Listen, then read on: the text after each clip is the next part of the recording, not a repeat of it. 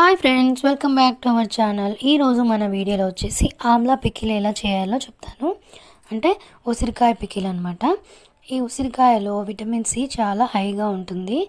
ఇవి తినడం వల్ల హెల్త్ బెనిఫిట్స్ చాలా ఉన్నాయన్నమాట. డైరెక్ట్గా తినలేని వాళ్ళు ఇలా పికిల్ చేసుకొని తినొచ్చు.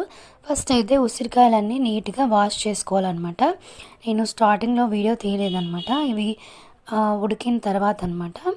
మనము మంచిగా వాష్ చేసుకొని తర్వాత ఒక బౌల్లో ఫుల్గా ఆయిల్ వేసుకొని ఇలా అయితే ఉడకబెట్టుకోవాలన్నమాట. ఇప్పుడు నేను చేతిలో చూపిస్తున్నాను కదా, అలా మెత్తగా అవ్వాలన్నమాట. ఆమ్లా వచ్చేసి ఇలా ఉడికిన ఆమ్లాని పక్కనైతే పెట్టేసుకోవాలన్నమాట.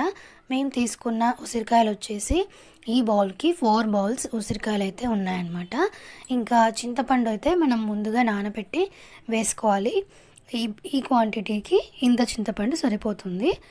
ఫస్ట్ ఒక హాఫ్ అన్ అవర్ ముందే మనం చింతపండు నానబెట్టుకొని మొత్తం రసాన్ని అంతా పిండేసి ఇలా ఒక గుజ్జులాగా తయారు చేసుకోవాలన్నమాట. ఇంకా లాస్ట్లో ఉడికిన తర్వాత కొంచెం పసుపు అయితే వేయాలి. నేను ఆల్రెడీ పసుపు వేసాను, వీడియోలో చూపించడం కోసం మళ్ళీ లైట్గా వేసి చూపిస్తున్నాను.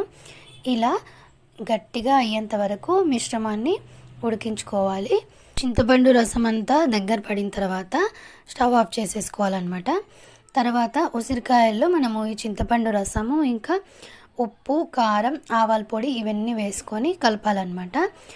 మేము తీసుకున్న క్వాంటిటీకి వచ్చేసి ఈ బౌల్లో 1 కప్ అయితే కారం తీసుకోవాలి, 1/4 కప్ ఆవాల పొడి, 1/4 కప్ ఉప్పు అయితే తీసుకోవాలన్నమాట.